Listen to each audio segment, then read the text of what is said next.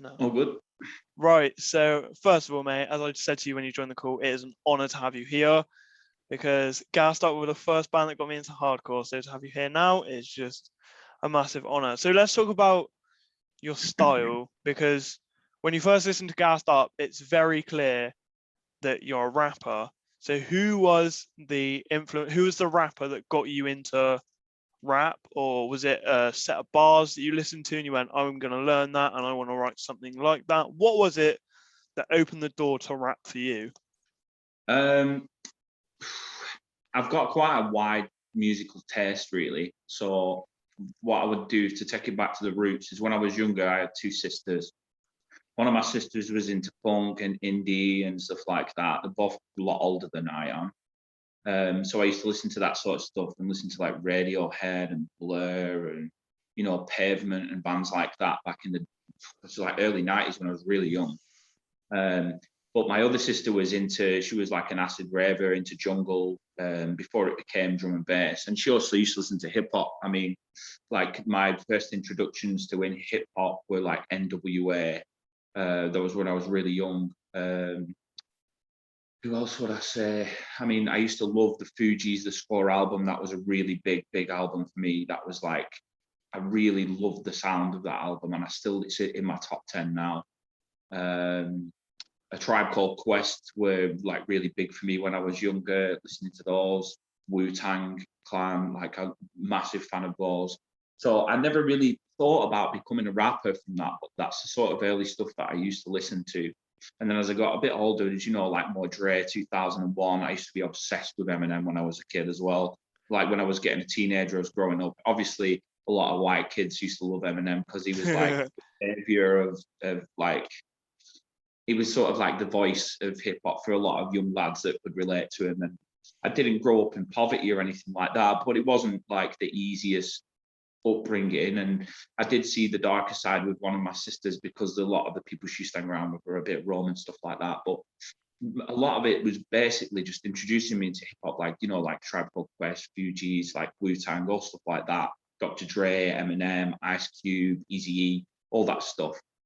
And that sort of didn't make me want to become a rapper or anything like that. But as I got a bit older, when the sort of grime wave came through, before it was properly grime, it was like garage, like So Solid Crew and stuff like that. That sort of opened my eyes and thinking like everybody was wearing academics tracksuits and everybody was talking in like East London slang, and that's what it was like growing up where I grew up. And artists, for example, that really made me want to start spitting bars was all like when garage was turned into grime, like Dizzy Rascal, Wiley and Scratchy, all Roll Deep, all these sort of guys. They were the main influences for me, like more Fire Crew and all that stuff was going on. I mean, I don't know if you remember any of that, but that was a really big, important scene for me to start spitting bars and stuff. And also growing up when I was young, we used to listen to like Hysteria, drum and bass tape packs and stuff like that. And we used to just sit in my bedroom and I used to write drum and bass bars. And then I did I only had like 4 or 5 different chunks of bars that I used to do, but because I found out that I'd be able to deliver fast rhymes with quite good clarity, and I eventually ended up doing get involved with so we used to hang around with some pretty rum guys. It was a bit of a bad, and we used to go to one of my friends who was a DJ. He knew a guy that was a DJ that was running a night at Strettles in Preston, and it was a bit of a like small do, but he put me on the mic and he said like, go on, go for it. And then when I started spitting some bars, he sort of liked me. And then I sort of thought like, I really like doing this. This is good. Having a few drinks, spitting some bars over drum and bass. People are going mad, and watching people like get into the tunes because I'm spitting the bars over the drum and bass, like felt for me like, I think I want to be able to be a performer. I want to do something like this. And that's what sort of drove me to want to become an MC. And then we did a few more nights and stuff, and then I would support them and spit bars for them. And then that's when I became an MC. I mean, I couldn't really put a date on it. I think probably 2003 or something like that. Wow. So that's when I was like starting to do nightclubs. I mean, some of the I was too young to get in the nightclubs, but I was getting in them anyway because I was spitting bars for the DJs. So it felt really weird. And it was like, that's what sort of got me going. So really, that's where I got my my sort of gusto to become an MC from. And then from then, that's when I went on to start doing a few bigger shows with drum and bass and stuff like that. I was gonna say, I did a scroll through your Instagram this morning, and I saw you played with Mackie G. Yeah. As a hardcore kid that doesn't really touch upon drum and bass, Mackie G is definitely one of the, like, apart from Mr. Traumatic and Devilman and all like the MCs, Mackie G is probably one of the biggest names I know. So Yeah. how old were you when you first played with Mackie G? Well, how it came about that, I'll have to go back a little bit. And Oh, wind it sorry, back. mate. Sorry about that. No, it's okay. Don't worry. I'll just go back. So when I said I started getting on the drum and bass scene and doing stuff, I started spending some time with MRB and all the platoon, Mr. Brown from Manchester and all the platoon lot. And you know, like they'd have Trigger on and stuff like that, which was really cool for me because I used to listen to that guy when I was younger. And we used to play. We used to do sets a lot in Manchester, some in Liverpool, and things like that. And then we started a night called Decibel, which was in Preston at 53 degrees. And I used to spit as a regular house MC for them guys. So they used to put me on with the local DJs and stuff. And then eventually they started putting me on with better, because they were like, all right, well, you'd be perfect for this. I mean, I'm sure you know what Pendulum are. Name rings a bell, yeah. Well, Pendulum are like, they did crossovers with like Prodigy music and stuff like that. And they're an Australian band basically. But Rob Swire, that is part of Pendulum, like they put me on MCing Pendulum, which was like fucking mind blowing for me because I was like, these guys are starting to get massive, and I'm stood next to Rob Swire spitting bars. It was like unbelievable for me. I couldn't believe it. And then that's how I got my foot into doing bigger sets, because it wasn't the fact that these DJs were booking me to be for them. That came a little bit later. Some of them did. But that's how I got my foot in the door. And then after that, that died away. And then my friend Tim started putting on a night in Preston called Bass Clinic. And that was like quite he did a really good job of like getting the fans in, you know, selling tickets, working his ass off. There was Tim and Dids, two of my friends, and they worked really hard to make that night big.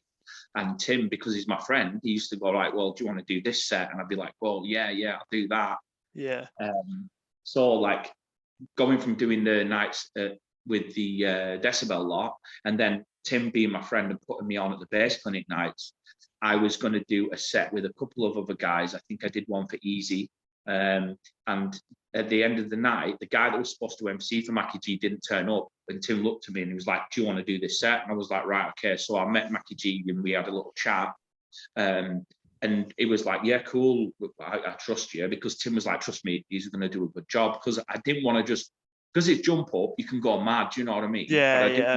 didn't want to drown his set out because he was a headliner. So I hosted the set, did some bars in between and stuff. And that's how that set came about, the one with Mackie G, because I sort of, it was a bit of luck because the guy didn't turn up, but because I knew what I was fucking doing. Do you know what I mean? I got on there and smashed it off. Absolutely, yeah. And I know I owe that a lot really to Tim, because I know that Mackie G's quite popular. He's like a really big jump up guy now. I don't listen to a lot of drum and bass anymore, but that was the last pretty big set that I did before I started taking Gassed Up seriously and put the drum and bass on the back burner. I hope that sort of answers it for you. No, completely, man. So I'm actually gonna not take a step back, but like a little one. So obviously you grew up listening to jungle and Indian punk. So to go from those to hardcore and maybe beatdown as well, who were the bands or what was the show? This is what I ask everyone. What was the gateway to getting into that? Because as I know, it wasn't just me going, oh, here's Gassed Up. It literally started off as Avenged Sevenfold, Lamb of God, and then I slowly started just going down and deeper, and then I stumbled upon you guys. So what was it for you? What was the show or the band that made you go, actually, this is unbelievable. This is something I want to be a part of? Yeah, so it's sort of twofold really. It comes from my background in loving like punk, because I used to listen to stuff like Bad Brains and stuff like that, what my other sister got me into. And I've always liked the punk aesthetic. I mean, you know, maybe I did dress as a child when I was younger, and you know, I still dress a bit sporty here and there. I'm a bit of a blend of everything really. My music taste reflects in what I wear and the way I am, but I've always, in my mind, I've always like been punk since I came out of my mum's womb. Do you know what I mean? That's Yeah, always been yeah. I love the rebellious side to it. I love the sound, the music. It's like a middle finger to authority, and I think a lot of young people can relate to that anyway, if you know what I mean. But how that mainly happened is Tim, who I was telling you about, I used to live with him in a flat close by, and then in that flat, there was a lad that moved in called Alex, and he was the vocalist that we've separated from him, which was with very early days because personal differences and stuff. But he basically said, "Do you want to come to a show with me?" And then we wrote a couple of bits together. And we went to because for me, I've been around Preston. I've seen like a jackknife guitarist like playing not hardcore, but sort of like metalcore shows and stuff at the Ship Inn and stuff that's near us. And I've seen those shows, and I really like the vibe of it. If you know what I mean? Everyone's like throwing the limbs around and stuff. Yeah, and yeah, completely. But I never got involved because I wasn't with a group of people, because I was a little bit older than them guys, if you know what I mean. But then when I started going to these shows and seeing what it was like, and got a little bit involved with Gassed Up, because it was a little bit of a joke at the start. It wasn't really anything serious. And then I basically sort of like thought, this is really cool. I went to my first hardcore show and saw the energy. And I mean, for me, right at the start, it was the violence and the chaos and the energy that I saw. I was like, I've never seen anything like this, because we played our first show with the old drummer, the old vocalist, all the stuff that we've moved on from now. And I was just stood on stage trying to do my bars, and I just couldn't stop laughing, because I was like, this is fucking brilliant, man. Everyone's going wild. There's like chairs being chucked around, like people, and I was like, I can't believe this. It was just chaos, and I was like, it's a bit much, but I really fucking like it. And then that's when that was upstairs at the Adelphi, when they used to put shows on there, quite a long time ago now. It's like 6-7 years ago. And I sort of thought, this is really good. And then when I started getting involved with Gassed Up and thinking, yeah, I'll bring some of my grime element to this, because that's what it sort of started out like, when it was just a bit of a mess about. I thought that, yeah, I'm going to bring some bars to this. I'm going to try and take it a bit more seriously. And then I met the rest of the band, and then things sort of were a little bit up in the air. And then when Sean joined, that sort of started the ball rolling, because we sort of became a bit tighter and more of a band. And then we moved on with me as just the vocalist. It sort of just went and gelled together, and I was like, yeah, this is what it needs to be for me. So it's sort of a combination of circumstance of starting to slowly get involved with Gassed Up, and also another sort of thing of my musical taste, because I've always been into punk and stuff, and the metal aspect of it, because I used to be a bit of a mosher in school. I listened to System of a Down and Slipknot. Like, they were System of a Down still to this day are like one of my favorite bands. I mean, even now, some of the music that they've put out in the past is some of the heaviest shit, like in Korn, for example. Like, I was a bit of a mosher. That's what sort of stuff I really started getting into when I was in school. And then I left that and went to the drum and bass, and I've always come back to the metal. And being able to spit bars over something that's classed as metal and punk in one was just like a dream come true for me. And that's when I started to realize that this is really cool. And watching other hardcore bands and understanding the way that hardcore sounds, I started feeding myself with like listening to hardcore bands, using Spotify and stuff, just YouTube, just going on and watching crazy shows happen, and, you know, like beatdown shows in Germany. Oh, And yes. seeing the energy and thinking, this is fucking sick, and I've got a chance to be part of it. Then this might be jumping forward a little bit, but there was one point that clicked with me where I really, really wanted to use this as something for me to put my voice out there and really get involved with. We were at the Meat Locker, which is a Temple of Boom in Leeds, which is now Boom Leeds. We played a show in there, and I was just watching Bar Fight. They were pretty sick. They've broke up now. I was watching Bar Fight, and I was stood next to this. I was like on stage at the side in the wing, and I was watching them play, like just going crazy, you know, going mad with the guitars and that, and jumping around. And they were all like hungover and stuff, so it was like proper punk, but it was like hardcore. And watching everyone in the crowd go mad, it's just sort of, I had this thing in a bit of an epiphany in my mind. I was like, this is such a cool scene to be in. Okay. And it just sort of clicked for me, and I was like, this is like heaven to me. I love it. People are just going mad. There's loud music. it just, that's what really sort of clicked for me. No, thanks for that. That's cool though. So I'm gonna sort of take a step back, and then we're gonna take many steps forward and go through the discography. So before, so as you said, when you joined Gassed Up, the bars that you started using when you came up with ideas. So I'm taking a big step forward. So in like Judgment EP, are there bars in there that you never used for like your drum and bass shows? Yeah, Or look, a lot of the bars, there are some bars that I chose from. My drum and bass is because it's like 180 BPM, 170, 175, 180. It's a little bit fast for what we were doing. For example, if you look at No Salad, that's got a similar speed to drum and bass. So my rapping in that, I do it half time, but it's sort of how I would do drum and bass if I was on stage. But I didn't actually use any drum and bass bars in those tunes, but there's a couple that we've got in some of the songs that I use some of my old grind bars for, because I wasn't used to writing songs, if you get me.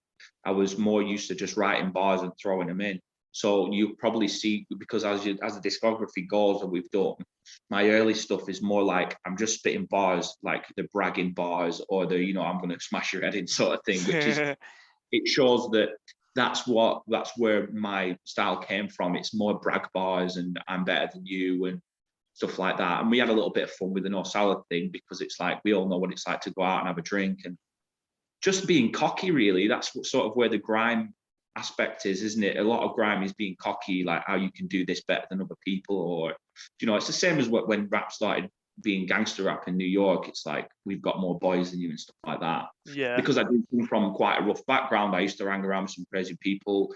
I mean, I won't go into it, but I used to be a bit of a rumman and stuff. Do you know what I mean? So a lot of that with the grime aspect is what I brought to the Judgment EP, and that's why you'll see a lot of that sort of angry, boisterous sort of vibe to it, you know what I mean? But I didn't necessarily bring a lot of them. I wrote them specifically for the songs. And then when we recorded them with Eric, listening back to it, I was like, this is an actual song. Like, it forms as a song in your mind, and it's not just me throwing bars down. And then when you hear it or you're performing it live, it sort of automatically comes out, and it felt like, yeah, we're writing songs now, you know what I mean? So no, that was the completely, yeah. difference. That was the difference. You actually kind of answered two of my questions. Well, another question that I didn't bring up, but I want to go into more depth of it. Was it a weird transition going from drum and bass lines to now writing more hardcore bass lines? And I don't mean that from the start of Gassed Up. I mean completely over from your drum and bass days till now, doing Section 20 and all those sort of songs. Has it been a weird transition to you from being on stage with Mackie G and having a load of people skanking to your music, to now having you being on stage with all your mates, having people just throw fists and throw chairs to your music? Like, are the bars different, or are you still in the same mindset about them? If you get where I'm trying to come from? Yeah, I get what you're saying. I mean, sort of like I did dip into it a little bit in that last little bit, but it is strange. It was strange for me because the environment between a drum and bass gig is completely different. I mean, it's not in the way everybody's going crazy and they want to party and stuff like that, but that's more like, party, everybody's doing drugs, everyone's going crazy, you want to get everybody moving. The DJs are loving the music, a lot of them playing the music that they've made themselves, and that's the vibe for them. And me complimenting that in it, like, by doing spitting bars over their sets and stuff like that. Whereas, Oh, mate, you've cut out there.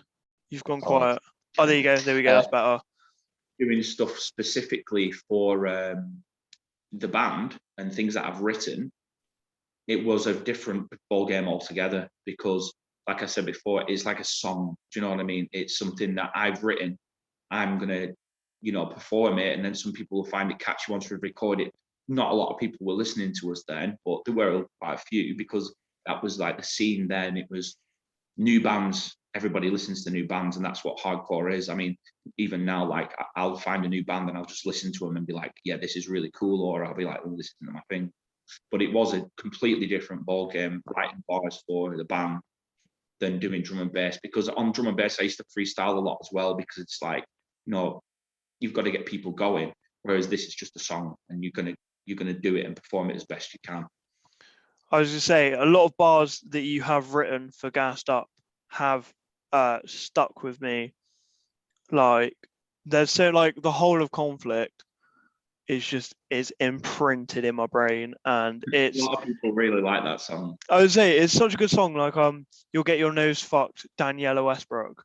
Like, that's such a good, like, it's such, it took me a couple of weeks after I listened to the song and I Googled the lyrics and I was like, who's Daniela Westbrook? And then I Googled her and I was like, oh yeah, this makes so much more sense than you're just gonna get your nose fucked like some random woman. But let's talk about Judgment. Let's break Judgment down because that Okay.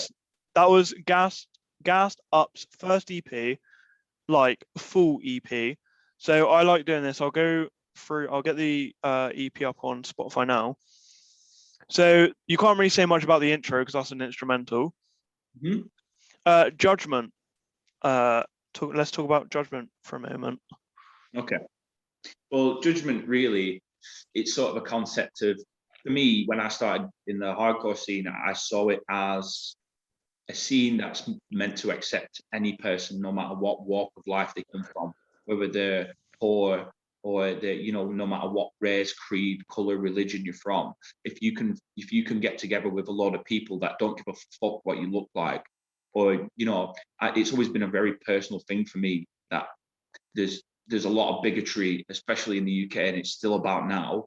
Yeah, we eradicate it, but it's not talked about enough that it's still very prevalent. All you need to do is go on fucking Facebook, onto a right-wing Facebook page, and see some of the shit that people talk about. Like, for me, it's a very infuriating thing, and I can't really see the world from that sort of mindset, if I'm honest. Like, and I see the hardcore world as how it's supposed to be. I mean, it's not always like that, because, as we know, it can be quite Yeah. controversial, a lot of beef sometimes. But it's for people who are maybe outcasts, or they've got maybe mental health problems, or they feel a bit outcasted. It doesn't really matter what you look like or where you're from. Like, we're all part of one thing. You're not typecast. We're all exactly the same in one room, and we're all doing the same thing, and we're all in the same position. We're young, we're angry, we're upset, but we're all the same. It doesn't matter what you look like, or your sexual inclination, whatever, doesn't matter. And that's really what we try to sort of capture in that song, really, in a nutshell. I was to say, I just remember. So I found you guys through Pint Glass. You they did a podcast a while ago, Yeah. and this was peak first lockdown, and they went, that Judgment EP by Gassed Up is something else. I told this to Sean the moment, because I literally knew Lashing Out, and that was it when it came to like hardcore and beatdown. So when they were like, and Point Glass obviously, and when they were like, yeah, this Gassed Up like Judgment EP is phenomenal, I was like, right, okay, I'm gonna get into it. I literally went, Mom, I'm taking the dog out for a walk. I literally took my dog for the longest walk ever. And I smashed the Judgment EP on, and it was just, from start to finish, it's just relentless. Like, obviously I'm skipping Shelldown, but that's because I've got a question linked to that one. So, Okay. Unbenign, featuring Clawhammer, I just remember listening to that song, and you go, is it I'm murdering and lurking like a murder in a whatever that bit is. I can't remember which bit that is. And then he goes, set fire to the bar, I'll curb stop your ground and set fire to her face and all that. And I remember listening to that and being like, that was incredible. So I literally got my phone out of my pocket and went rewind and then listened to that song completely again. So what is that song like? What's it about? Because obviously the bars aren't controversial, but they're, as again, I'll curb stomp your ground and set fire to her face. So they're quite questionable. Do you know what I mean? Basically, if you look at that just to talk about what we're doing now, it's a complete different thing, obviously. But I think what it's trying to do is encapsulate the violence and anger aspect of beatdown, because we started off more beatdowny sort of sound. And if you listen to any beatdown song, that's pretty much all it's about, really. It's violent, it's angry.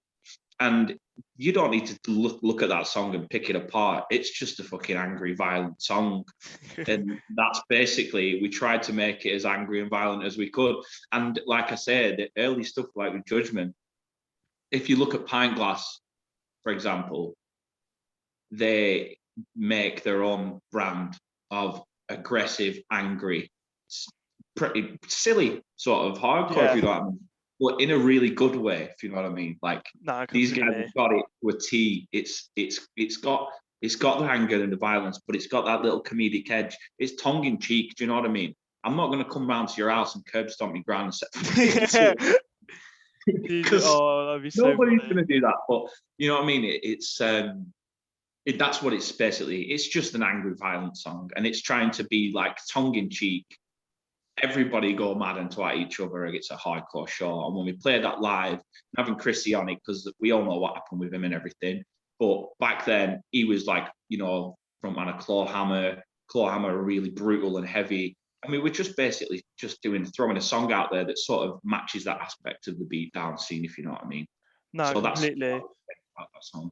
I would say, and a last comment on that song. I remember like walking the dog, and then Clawhammer came on, and it was like Clawhammer beat down, like gassed up, Preston hardcore, and I like this was the first time I ever heard you guys, and that came on, and I was just like, basically my mind just sort of self exploded, and I was like, I've got to listen to that again, and I just had that on. I think I just had that EP on repeat for the last 15 minutes of the walk, because as I've said, it is a phenomenal EP, and I just can't. There's too many good words about that EP that you just I can't. appreciate that. So I skipped Shelldown, and there's a reason for that. It's not a meme, but it's quite a joke, not a jokey song, but everyone, like, I think you said, what's everyone's favorite song on Instagram a while back, and everyone said, I think everyone just kept commenting Shelldown. Yeah. So did you ever expect that song to be the one to sort of not be the fan favorite or the one that sort of took your career and made it go up, but was that the song you expected to be massive, or were you expecting a different one to I be? don't know. I mean, we wrote it all as a collective to be something really hard, to try and blow people's heads off a little bit and catch up to, basically put our mark and say, we are a band and we want to play gigs and we want people to listen to this music. So with Shelldown, all we wanted to do is showcase just fucking straight bars, basically. Just spitting bars over a really nice, like, hardcore song, like a beatdown song. And I think that it's sort of it's prominent because of that reason. It's just all bars, and I think that's sort of what people then looked at us and was like, that's what Gassed Up is, if you know what I mean. We didn't sort of expect that. It was just one of the songs on the EP, but people really latched onto that, and it felt really cool for us because everyone's like, oh, we fucking love Shelldown, do you know what I mean? And then moving on to Conflict after that, well, I'm sure you want to cover that, but like, that was like a sort of basis. We sort of modelled our sound a little bit more on Shelldown, if you know what I mean. No, completely. So apparently your first show was with Clawhammer, I think. I honestly, some of the gigs that you probably mention and bring up, I will probably be like, I can't actually remember. Oh, okay. So I'll get rid of the. So we won't talk about that. So the shows I do remember. I mean, the very, very, very first one we played upstairs at the Delphi, it was a bit of a shambles. We had like 2 songs, and it was just like, we'll get up and do it while the show was going on sort of an interval. So you can't really count that. The one with Clawhammer, was that in Leeds at the, I can't remember what the name of the place was. I've got a terrible memory, and we've played so many gigs that a lot of them become a blur. But I think the one with Clawhammer, was upstairs in Leeds. I can't remember. I don't think it was a Pack Horse or something like that. I can't remember if I found it on Chris's. Not sorry. Where did I get Chris from? Sean's Insta. I can't remember. I think I did some real hard digging on his Instagram, and I think it was like one of the first support shows you did. I can't remember. Yeah, I think it was possibly the Leeds one. I mean, like I say, a lot of them are a blur from the early days because it is like 6 years ago now. So it's quite hard for me to remember. Like, some shows I really remember because of me going like, wow, there's fucking loads of people here. Do you know, like Fall in the Brawl, for example, that was fantastic opportunity that Dan Benson and that gave us. That was like something I really remember. But a lot of the early shows, they were a little bit like, you know, up in the air. I can't remember an awful lot of. So you said, well, let's get into it. Let's talk about Conflict. Mhm. Probably my favorite ever gassed up song, just because the bars you spit in it, like the flow of it, it's just from start to finish, it's incredible. Like I'll be sat on the bus and I'll just slap it on, like unintentionally. I'll just go Conflict, and it's one of them songs that I'll be on the bus and I'll just rap along to it because obviously no one can touch you and your style. Come on. But nah, so let's talk about some of the bars. Bars hit hard like shots from Mike Tyson. How it's such a genius line. Like, how did you come up with that line? For me, when I'm writing bars, it's sort of, I don't know, I can't really call it automatic writing. That would be like come from my subconscious. But when I'm writing bars, what I do is I try and get a feel for what I'm going to write about. Because really, most of the stuff in Conflict's like sort of brag bars again. It's a little bit more of that shell down sort of thing. And that's about it's like a combo of like Judgment and Shell Down, really. That's what I would say. It's like slammed together with a slightly more progressed sound than we had on the Judgment EP, because it's when we started taking things a little bit more seriously. But writing bars like that, I mean, I get a little flow going and I'm writing, and I'll write a bar that sounds like, because I was really proud of some of the bars that I did on Conflict, because it was the first time that I'd written bars that I'm like, I wrote them entirely properly for that song. And what I tried to do is like multiple rhymes in a go, you know, like try to carry on a double syllabic rhyme. So, you know, like Ricing, like Tyson, stuff like that. Yeah.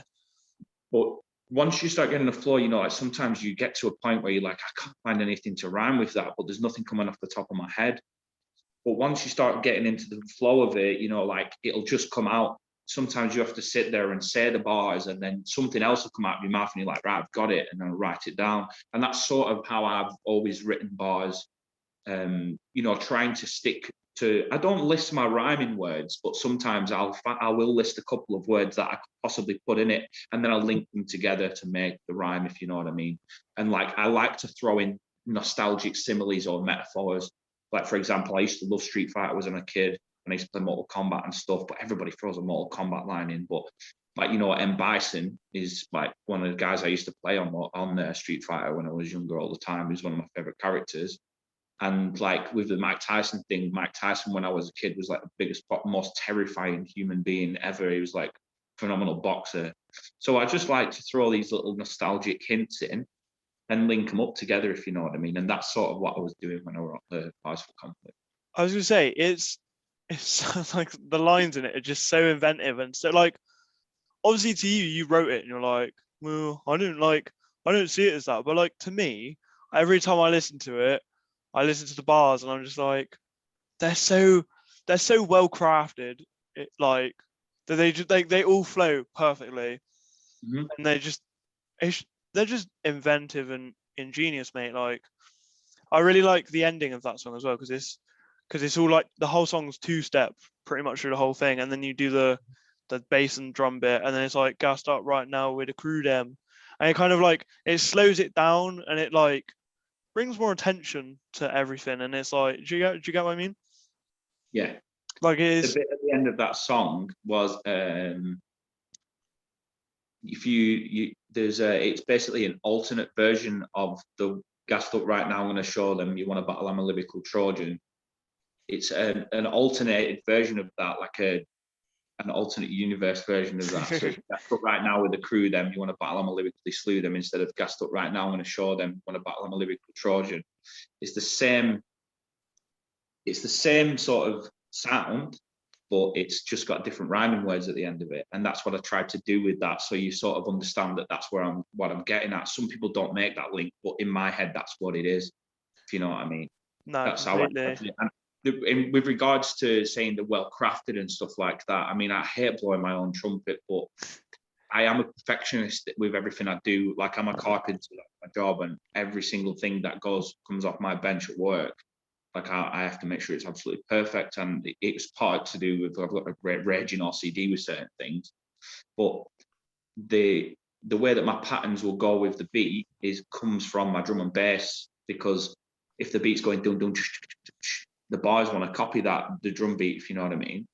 And when it comes to writing sort of like grind bars or stuff like that, it has to sound exactly right. If there's a syllable that doesn't work quite right, I'll scratch it and then I'll change it. I mean, even when we just recorded the last song a couple of weeks ago, I was actually changing a couple of the bars in the studio to make it sound better, because a couple of the lads had some ideas that said it doesn't sound quite right.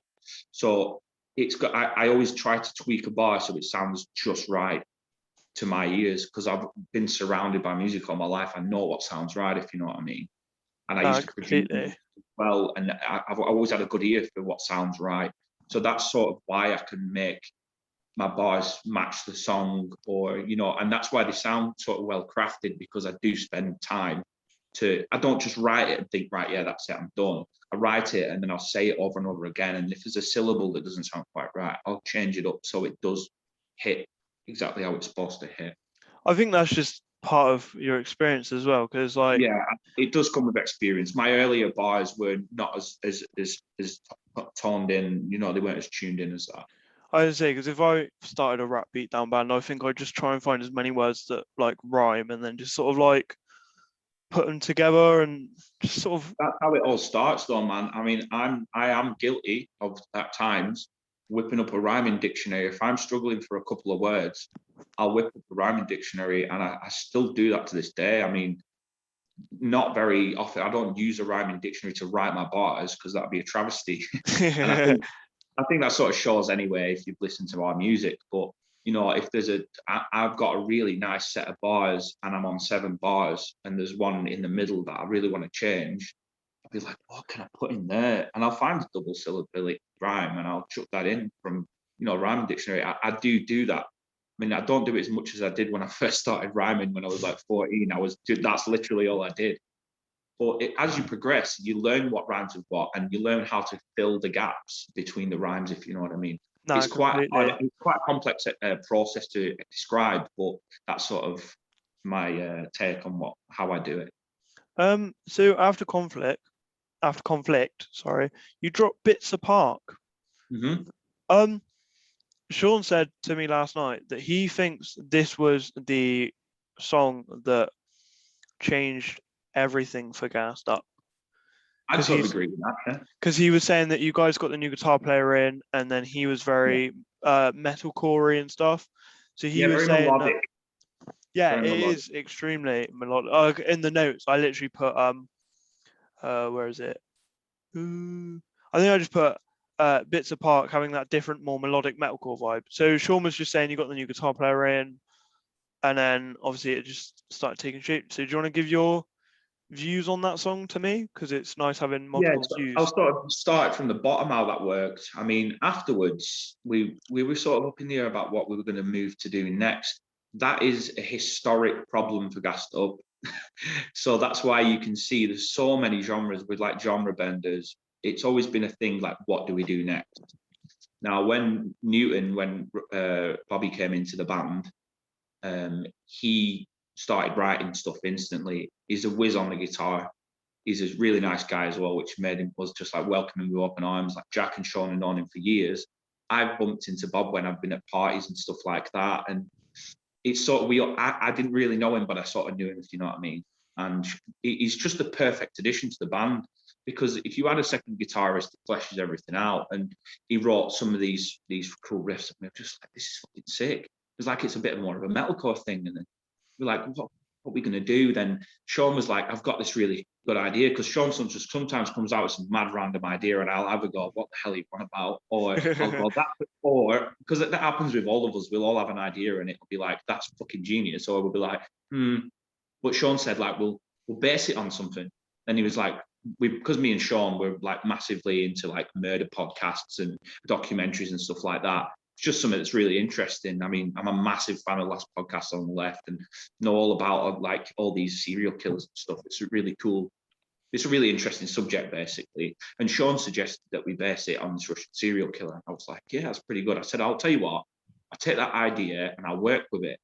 So I wrote some stuff to do with it, and I thought, this bit needs some singing in it as well. And I was like, because I get a bit embarrassed when I sing. It's one of them things that I've always loved to sing. And I don't have the world's greatest voice, but I wanted to bang something like that in and try something completely different. And we went like down this sort of metalcore alley, and the tune sort of built itself up a little bit. And it become this eerie sort of metalcore, hardcore mashup. And when we sort of like did the rough stuff for it, it felt like it was right, if you know what I mean. It just works. So Sean's idea was genius in itself, really, for that song. And what it also did, that song, is made us realize that because we recorded it with the old bassist, and then we moved after that. This is when Matt joined. It was a very big turning point for us because we started feeling like a proper band then. Like when we recorded a proper music video in Liverpool, and it just felt like we were doing something proper, if you know what I mean. And that's one of the main reasons why Sean will say it's a turning point for the band, because it sounded professional, because we recorded it professionally. And then we decided to make a proper music video and pay for that as well. And then, you know, like there's some slightly embarrassing bits in the music video for me personally, because it's like a bit different than, you know, but it's sort of like us finding our feet with something that sounds professional, with a professional music video. It was based on a theme that we thought we can just roll with it. And for me, I personally still really love that song. I mean, sometimes I'll sit there on Saturday night and I'll just bang it on and listen to it and just think like I'm so proud of where we've come from, because that was the turning point. That's where we sort of stopped being a band that's like, I'll curb stomp your gran, to a band that's like, we're doing something with meaning and it sounds professional now, if you know what I mean. No, completely. And Sean's idea was the thing that drove that song. And it just felt good. Do you know what I mean? It just felt like we were at a turning point. So Sean is right. I do stand by what he says. Well, we'll get on to songs with more meaning in a moment with section 20. Mother I Suffer is a very good song. There's a reason I am skipping over that one.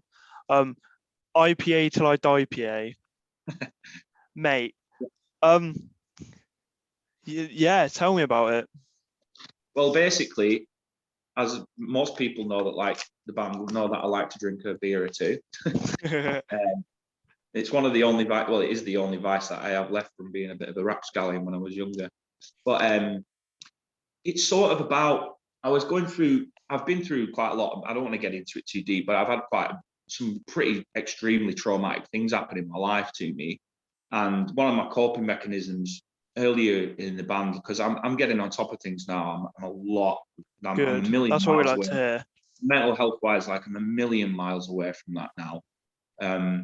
But you know, it's about the endless cycle of, you know, working your ass off all week, feeling like you need a break, getting smashed at the weekend, or going out and drinking at home, doing whatever you do, and then afterwards regretting it because you've spent loads of money and you've got nothing to show for it but a hangover and feeling like shit for 2 days at the start of the week. And I was going through a period, you know, going through that cycle a lot, if you know what I mean.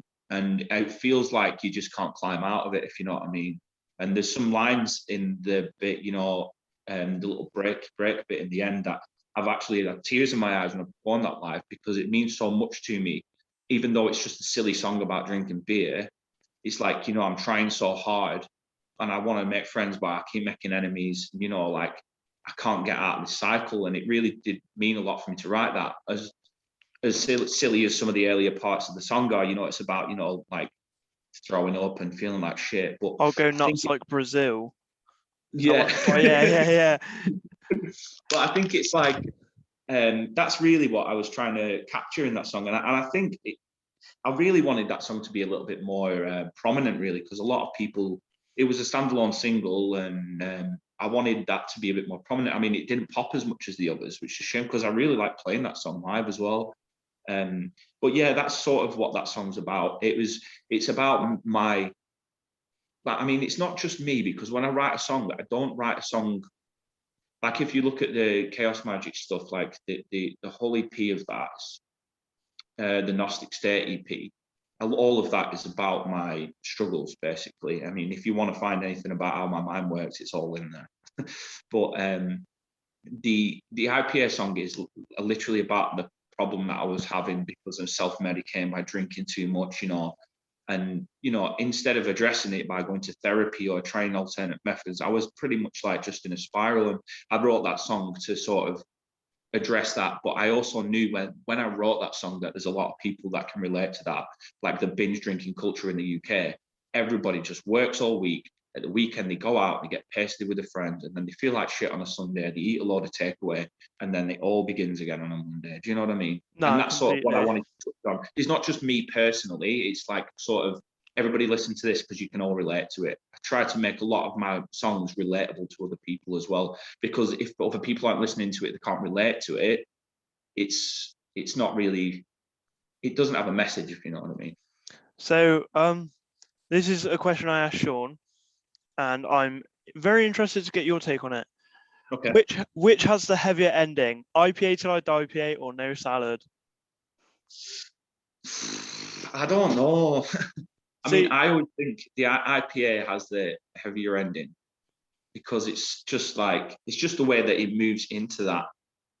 But the thing is with No Salad, I'll always say that does, because it's the song that we always play at the end of the set.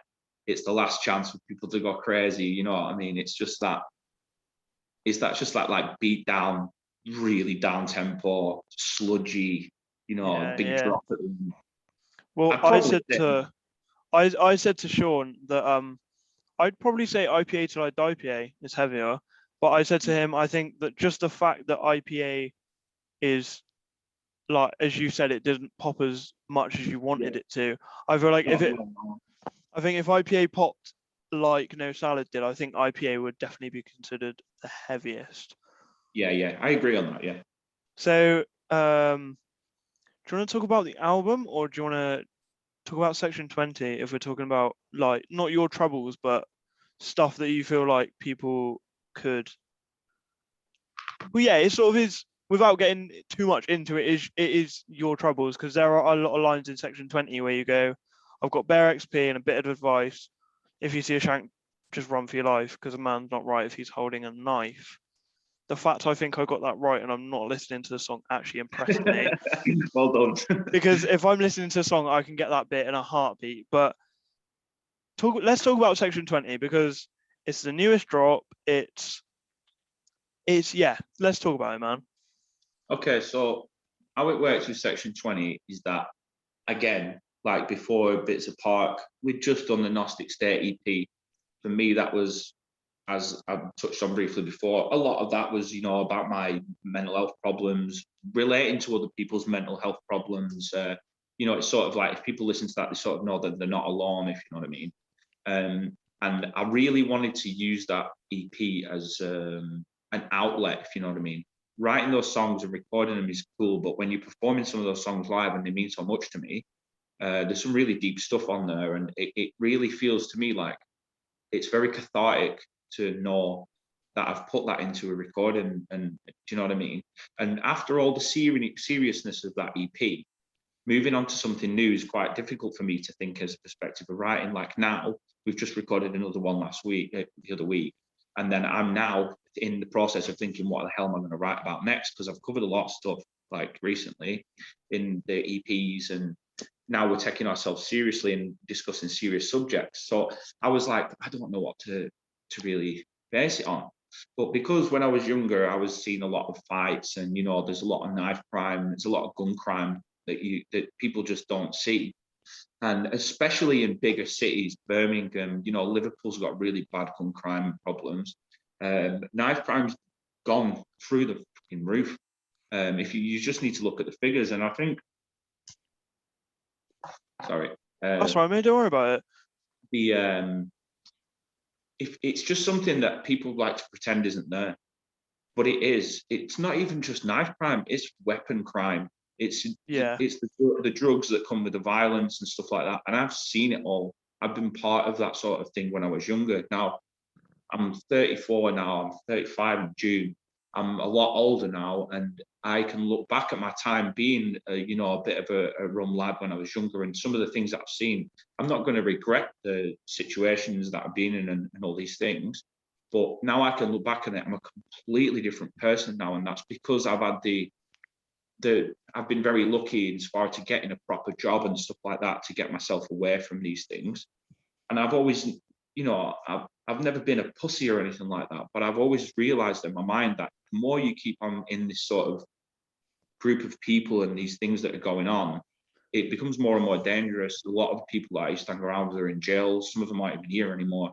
And like to see how much knife crime affects people, like I've got two nephews, right? And they're like 19, 20 years old.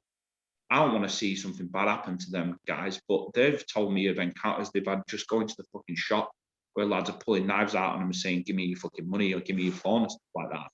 And it's a genuine thing that happens to young lads now, and it's even more prevalent than when I was younger. Kids don't think twice about carrying a butcher's knife on them, stuff like that.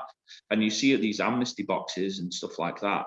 And for me, it's such a waste of life because it's hard enough for young people to grow up and see that they've not got any job prospects. I mean, it's a sign of these times. It's a product of what's going on, the way that the government operate, the way they brush these things under the carpet. People need to speak up and talk about these things because the government aren't going to turn around and say, look at our knife crime figures, they're 10 times higher than they were 5 years ago. It needs to be addressed by people. And there is a lot of people in communities, you know, in London, all around the UK. London's a really bad place because it's such a melting pot and there's a lot of poverty, there's a lot of drugs in certain areas, but it's the same as everywhere else in the country. It should be spoken out about. And I thought it would be a really good idea to write a song about that because I know, yeah, we're not really famous or really big or anything like that. But if you can hear that song and, you know, like some young people and realize that, yeah, it is dangerous. And what I'm trying to get across in that song, I've sort of seen it and I've been there. And it's not wise to act like a big man and say, yeah, I've got a blade and act like a big man. Because at the end of the day, you're going to get fucking hurt. I would say if you act like a big man, I would say if you act like a big man and you go, oh yeah, I've got a knife here, and then it could literally take a guy to pull out a bigger knife and then you're fucked. Like, do you know what I mean? Like, most of the stabbings that happen are people that whip a knife out on somebody else and they get stabbed with their own knife. That's like literally one of the biggest facts of what happens with knife crime. But it's just something I wanted to address because I've seen it, and it like we've said before, it's like a lot of beatdown bands, they just beat down hardcore bands and stuff like that. They think it's like not hard to talk about something like that. Do you know, it's cooler to be like Judgment EP of Unbenign. Do you know what I mean? It's cooler to be like that. And yeah, I've rapped about stuff like that in the past, and it might seem a little bit hypocritical, but at the end of the day, as I explained before, that song is about that sort of, you know, it's about that anger and that violence.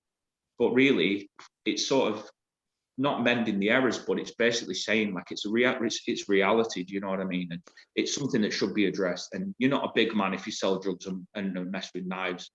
Like now that I grow up, I see a lot of these young lads like where I live, and it's not big and it's not clever to. I know that's a bit of a cliche, but it's true. Like, and I think the most important people in this country are the young people that are growing up, and they should be in a safe environment.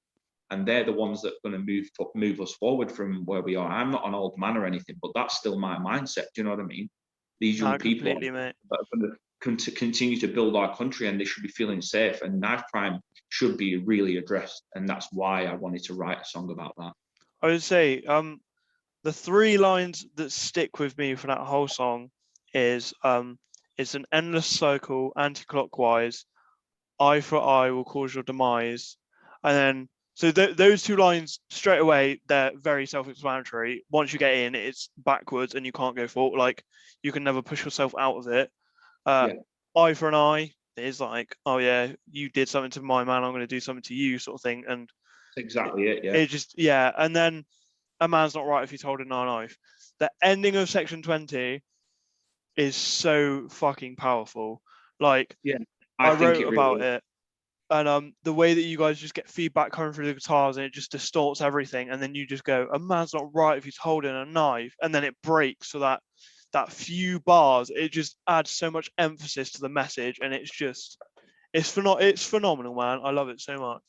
I'm really, really proud of what we did with that song, if I'm honest, because it came from an idea and blossomed into something really nice, just like Bits Apart did. But it is, you're right, at the end, it's just like the emphasis of that line.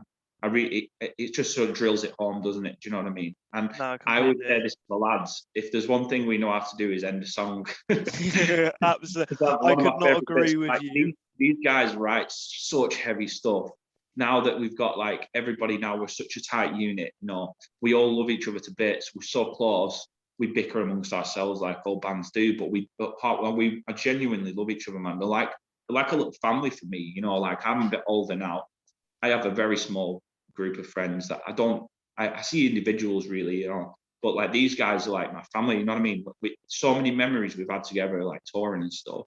And I'm so proud of the music that these guys write, honestly. Like I'm really so I can't tell you enough of how like it's like after a show when we play and everybody's coming up to me and they're all like shaking my hand and stuff, but they shouldn't be doing that. They should be going on stage and fucking shaking their hands because at the end of the day, yeah, I write the lyrics and stuff, but they're the guys that write the music and they're the guys that are performing it. Like Sean, how hard it is to, I mean, all drummers do it when they play shows, but Sean, like he's playing a full set on drums. It's not an easy thing to do. Just things like that, people should really appreciate. It's not just about me writing bars and spitting them.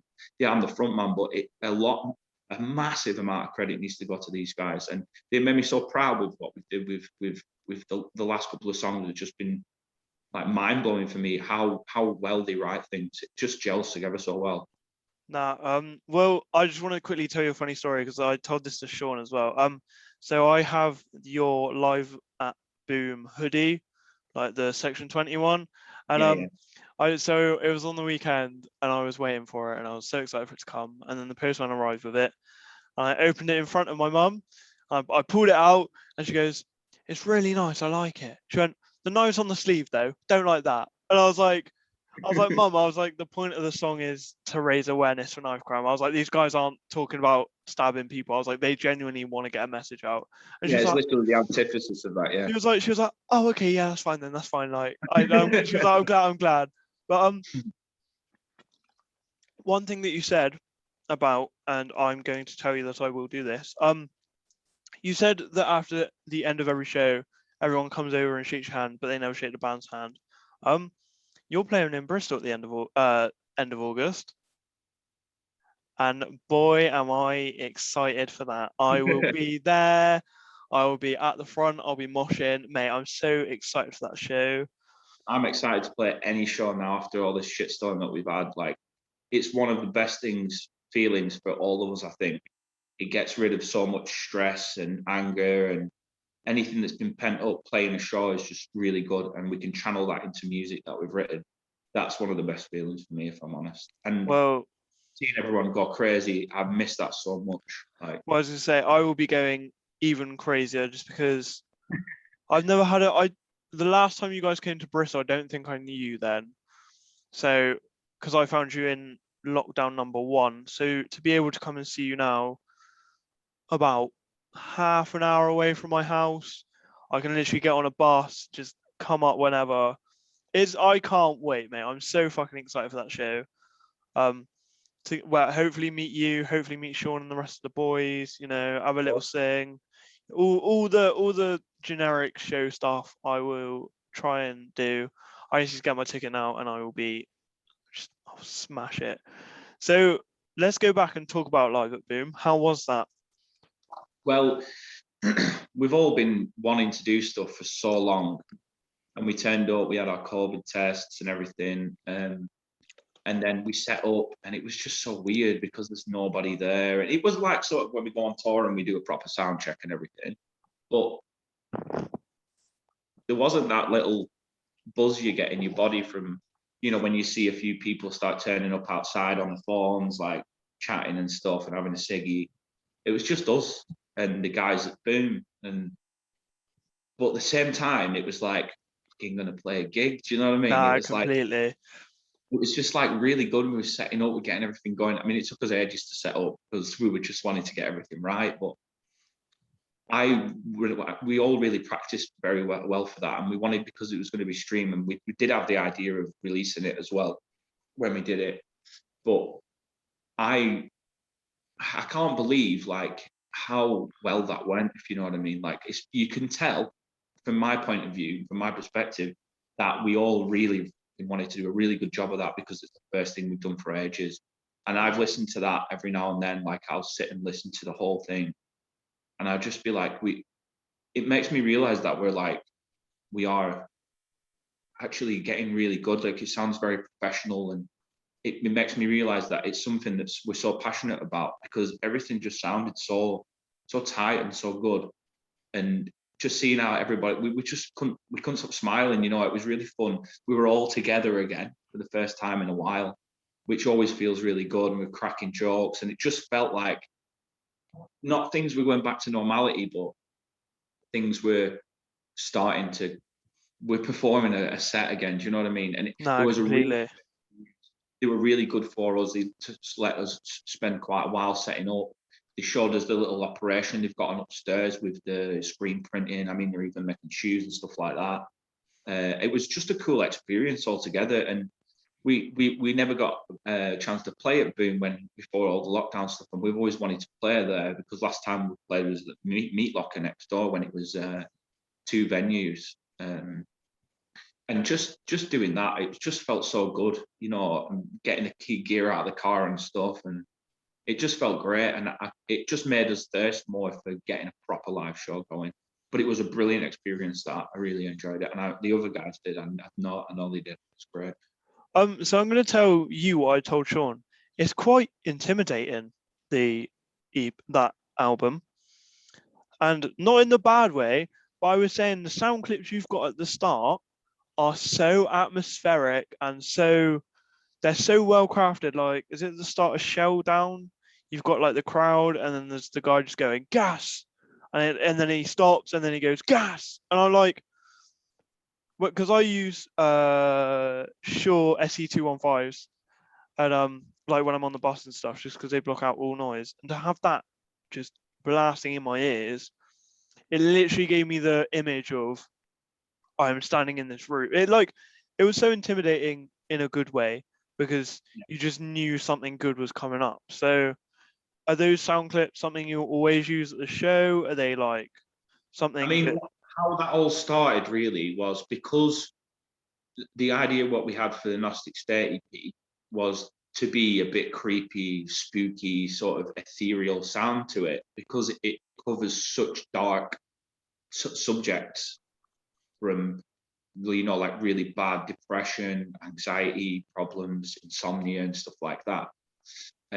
Which I really wanted to cover, loss, just all this shit that's been going through my head for honestly like 10 years.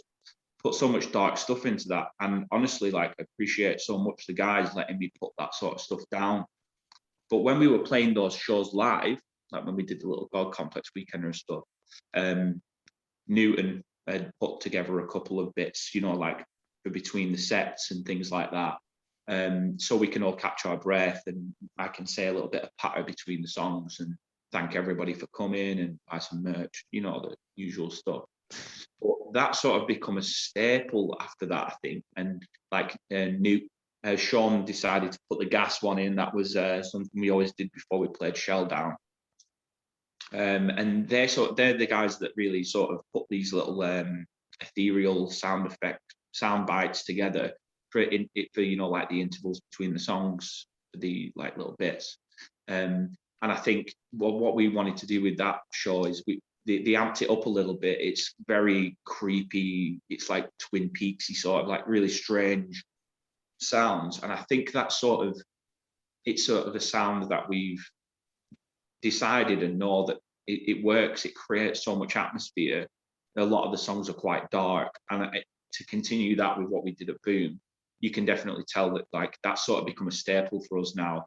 It's dark, it's moody, it's atmospheric, and to keep that vibe going through the show, it creates an atmosphere and gels the whole set together.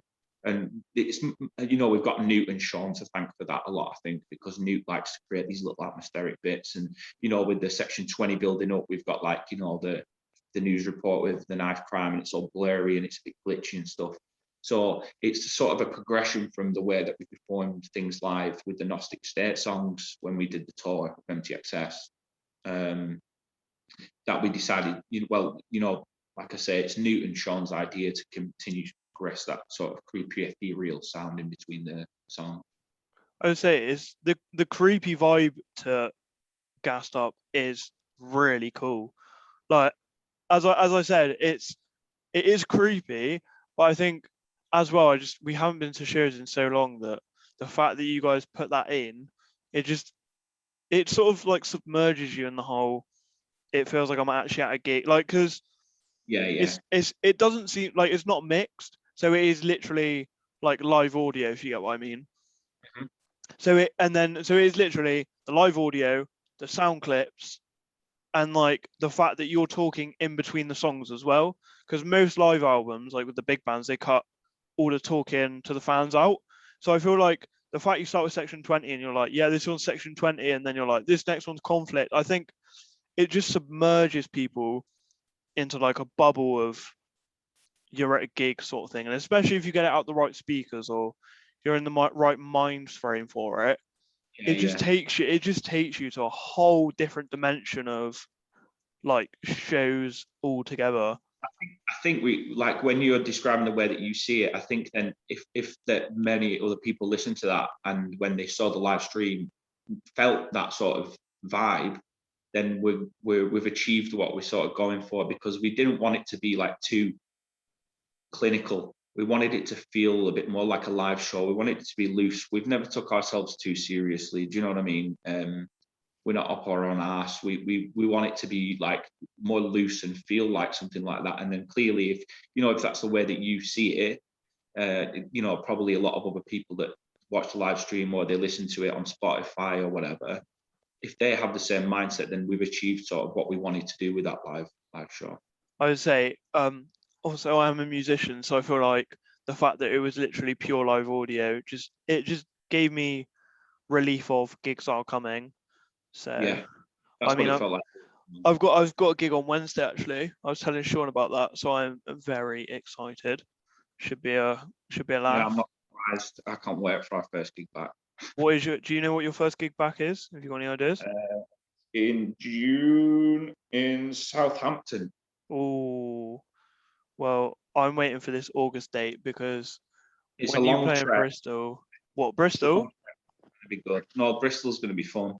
Oh, I can't wait. It's going to be fun. We can't wait to start playing for people again. I mean, it's just for us, like Sean always says, and we are. You can't have the gassed up experience if you're not watching us play live. Like, we are a live band at heart, really.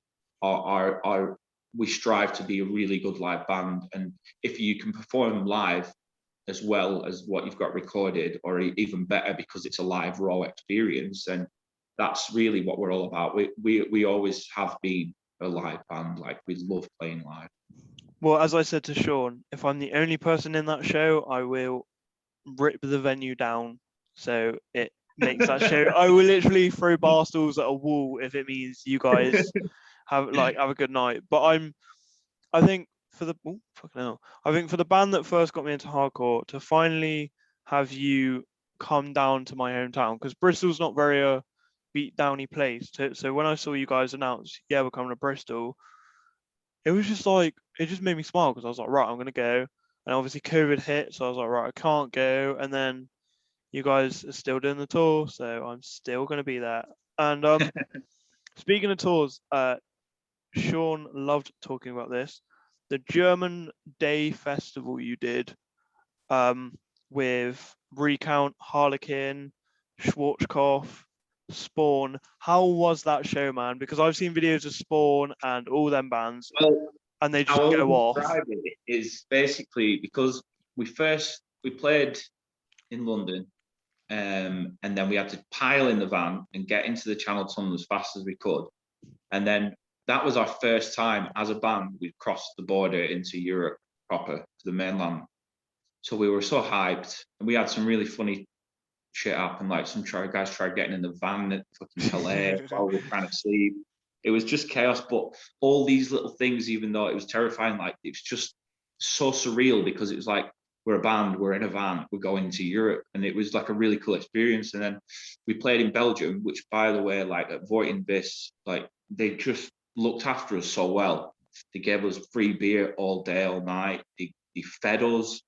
It was just so nice because it was like, yeah, you do get good hospitality in the UK. We always do. Do you know what I mean? All the people and promoters and venue owners and everything are always nice to us. They're always great. But it just felt like a bit more than that when we went to Belgium. And we had such a fun time playing that show. Everybody went wild for us. It felt really DIY, that venue, because they do so many different things at that venue. And they built it like Steen. He's built that venue with his friends up from like nothing. And they've changed where the venue is. They really have like a solid, powerful, like hardcore sort of ethic. And that really shows. And the way they looked after us was great. After that, because we were pretty much on holiday, we didn't want to get too pasted because we had to go to Germany the next day. Jack, unfortunately, didn't go along with that because he was really rough the next day. But honestly, like, no matter how rough we were, we had so much fun. We just didn't stop laughing the entire time. And Jack and Jimmy from Azazel drove us there. You know, Jack kept Jimmy, and then them guys were absolutely gold. Like, Jimmy was a legend. And then after that, we were all a little bit ropey from 2 nights, you know, like playing gigs, and we drove into Germany. And it was like going into a war zone, man. Like, it was like poor Jack. He was like throwing up in a bag in a plastic bag in the van on the way there. But we got some fresh air. We got there. Jack was just sat at the merch table, and it was like a big room, which was just pure terrifying to be in, basically. And around the edges, outside in the corridors, we had the merch. Jack was just sat there like, can get me out of here. But I've never seen anything like it, man. Like, I reveled in it because, like, I've not been to a German beatdown show before. We were in Germany. These bands just blow the fucking roof off, man. Like, Schwarzkopf did some rap bits and stuff like that. He's got some really cool shit going on, man. Like, and see, the Harlequin guys we've met a few times, we've played with them before. Honestly, every single one of them guys is just like fucking solid gold, man. They're such nice guys. But when they perform, man, it's like a different ball game. Do you know what I mean? Like, these guys just fucking go ham. And there's some scary people there, man. And it was just chaos. But it was such a fucking good experience. Like, that every single band that played just blew the roof off, man. Like, and I was like, how are we going to live up to this chaos going on? So we pulled out some of the hard songs, and it was great playing in that room. But by the end of it all, we wrapped everything up, and we were like, fucking, that was a good do. We've done Europe, and we're going to head back and stuff. But that was a really crazy gig. I've never seen anything like it. There was fucking blood everywhere. There was fights going on. It was like exactly what I expected and more from a German beatdown show. It was really, really, really good, honestly. No, like, I get you Stephen completely. Well, the guy that was one of the promoters there, he's like he's a pretty cool guy. He's one of the people that I've clicked with over there, and he calls me dad because I'm a bit older. But he's such a nice guy, and they looked after us so well there as well. They give us free beer and stuff like that. It was really, really good show. Great experience for me. Like, that was one of the best weekends of my life, man. Like, Wow. And we only played 2 gigs in Europe, but it was because we had such a good time. Honestly, it was amazing. Really, really good. So I asked Sean this question, and I want to ask you this question because I don't know if I'll get different answers. So you're about to play a 3-song set, and the band turn to you and go, Dan, you can pick the 3 songs we play tonight. What songs are you picking? Oh God, it's too hard. I'd have to go for a mix, if I'm honest. Something that spans things, like everything we've done. It's so hard because we're at the point where we don't know what we lose our minds about what song to play on each set anyway. When Sean suggests a playlist, we all bicker about what we're going to play. Conflict, definitely, because we all love playing that song. Everybody in the crowd loves it. I definitely play Conflict. Controversial one, although it's pretty hard to perform sometimes for me because it's quite high up, but Insomniac, I love that song so much. I just love the riff. It's just such a sick riff, and it's like, I just love the sound of that song, if I'm honest. That's like a middle ground sort of one. And you know what? The third one would be Section 20 because I'm so proud of it, and it fucking bangs, man. Like we've not had a chance to play that live yet, and I really want to see what it goes like in a venue, if you know what I mean. But because up to date, I think it's the heaviest, best, most gassed up sounding, progressive gassed up sounding song. So yeah, I would say Conflict, Insomniac, and Section 20. What That did Sean? is. He said no salad. I think he said Conflict. And I think he said Shell Down as well. I think it was like the three. Shell Down. I could swap Insomniac with Shell Down at a push, but I do love that song, Insomniac. So I would say I don't think Gassed Up have ever written a bad song ever. Like, and I'm not just saying that as a fan of Gassed Up. I genuinely mean you guys have never written a bad song. So I've actually got one more question, and then I've got literally nothing else. Okay. So I asked this to Sean. What is next for Gassed Up? Like what? Like, because me and Sean were talking about it, and he said you're on the level where you're headlining shows and you're headlining festivals, but he was like, we can get to the next level. So you broke 1 million streams on Spotify. Congratulations. So for you, what is the next step to going up? Like, what do you want to do? How do you want to push up and just keep smashing the scene more than you're already doing? Being realistic, we do have some plans ahead. I mean, obviously, we've got another song ready to go. That's going to be coming on. Our goals, really, in my eyes, we've got to get another EP down so people have got more music to listen to. Gives us more material to play longer sets, which we can already play a really long set because we've got a lot of songs now. But being realistic, what we need to be doing is supporting pretty big bands as main supports, or really big bands as a support act. So people that come to see those bands check us out, because I think a lot of the way of climbing that ladder now for us is not going, oh, we're going to headline our own shows and blah, blah, blah. It's more get a big band that's going to play and we support them. So the fans of the bigger band with a much bigger audience can get to see us and go, oh, they were pretty good, let's check them out. Or, you know, and then that sort of gets us up the ladder a little bit. I think keep playing gigs, keep moving about, play places you've never played before, so people have the same mindset. Get an EP down or an album, you know, like we're probably going to do a long EP again, maybe. I think that's in the pipeline. But yeah, playing shows where we're supporting the bigger bands is where we want to get our foot in the door with big bands. So we get, you know, we increase our scope of fans from those different bands, playing places we've never played before, going around Europe a bit more, different places in Europe we've never played, because it shows effort, you know, like if you're traveling and going to different places, getting on festivals, man, like trying to get on a big festival, like where there's literally thousands of people going to watch you, like that would be the goal for us, you know, like a slot on Download or something like that. That would be fantastic. You know, playing festivals in Europe as well. I think that's where we're going to start getting a bit more recognition. Keep doing what we're doing now, but we are at the point now, like me and Sean were saying the other day, I went to record some guest vocals for him, which I'm not going to talk about much. Oh, I mean, you said it. I mean, you don't have to go into that, but I already know that that's just gonna fucking pop off. Like, you literally don't need to say anything because my brain already goes, it's gonna work. Like, this is really diverting the topic, but just a quick comment. All the guest vocals you have ever done have always they've always just smashed my every expectation for you. If somebody asks me to do a guest vocal for the band, I want to do the best I possibly can, because it showcases me on their song. Then therefore people will be like, who's this guy? Always in this band gassed up. People come and listen to us. The guest vocals are a good way for us to attract a few new fans in bits and bobs from people that listen to the bands that we, you know, do the guest vocals for. I've done some for 3-4 different nationalities last week with Sean. Wow. And that some of these people are very, very unknown bands. One of them is pretty well known and they're on the way up, if you ask me. I'm not going to say anything because I'm going to slowly let that happen and let the Nah, fans man, come on. that's understandable completely.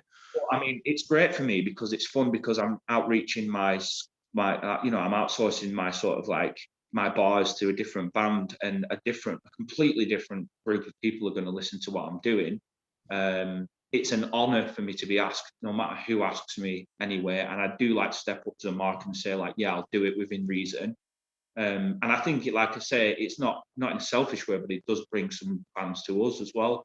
But I like the fact that if, like for example, the pint glass one, anyone that ever sees me always says your feature on the pint glass is one of the best things I've ever heard. And I'm like, I love the fact that people say that to me. And to be fair, how that happened, I was at a festival at Rebellion in Manchester, and Ben Mason was there, and he's like, yeah, I'll do pint glass. And I was like, I fucking listened to that, one of your songs last night, and I was fucking absolutely loving it. He's like, do you want to do a feature? And I was like, fuck it, yeah. And then I wrote it at work on my lunch, and then I went round to Newton's and recorded it. And like, I honestly think it's one of the most fun little sections of bars I've ever done. I I've had the had best. enough of this fooling around. Your conservatory's coming down. 12-hour Yeah, and shift I for a love full that. 5 And days. the best Oh, thing mate, is, love like, it. pint glass guys are just such fucking nice dudes, man. I mean, everyone in the north always says, "Oh, fucking Southerners are dickheads." If there's any proof that Southerners are cool as fuck, look at pint glass, man. They're the Mate, coolest fucking guys. absolutely. I also like the Street Soldier one you did recently. I'm chilling. Yeah, I'm yeah. busy in the basement, son. You better do one, mate. I don't know every word for that, but I know most words for that. Like I said, your bars resonate for me. Like, It's an absolute pleasure for me to do something on Street Soldier because since they come out and cause such a ruckus, like they're doing so fucking well, man, and it makes me feel so proud. Like these guys, we started playing some shows together and everything, and they were starting to come up, and then they just kept writing music and they've been putting out EPs, and everyone just fucking loves them, man. They're lapping it up, and I'm really proud of them guys because they were like underdogs, and then they just exploded, and it feels so fucking good because them guys are in it, the same as everybody really. We're all trying to fucking make it. Do you know what I mean? And these guys, like, they just hit the scene and fucking blew it up. And it's an honor for me to just chuck a few things because, like Scott, I love him, and he was like, "We've got to get you on a song. We've got to get you on a song." And I was like, "I'll do it, man. I'll do it." So it's only a small part, but it put me on such a fucking banger. And every yeah, single person in that band, man, they're just honestly the loveliest lads ever.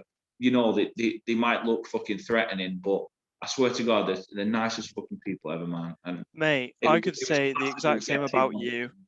I could say the exact same about you. Like, you guys, in my opinion, you guys deserve everything and more that you get. Really Like, appreciate it. I can't remember if I said this to you, but like when I first started this, I thought, okay, I want to get my line on. And I was like, I'm gonna have to make a big portfolio for those guys of people I've already interviewed. And then obviously Sean messaged me and he was like, yeah, I'm keen. So I was like, wow, Sean's getting me on.